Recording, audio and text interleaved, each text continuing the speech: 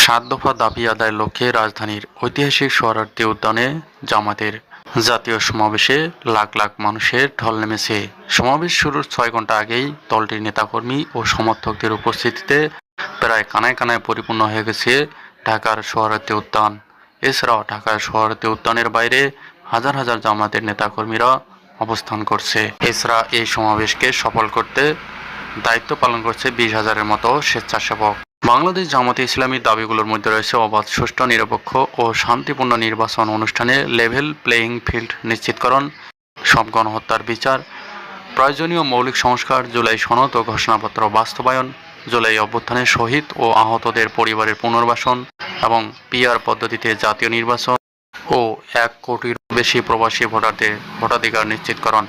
বাংলাদেশের ইতিহাসে প্রথমবারের মতো ২০২৫ সালে এককভাবে সোহরাওয়ার্দী উদ্যানে বাংলাদেশ জামায়াতে ইসলাম এই জাতীয় সমাবেশ করছে।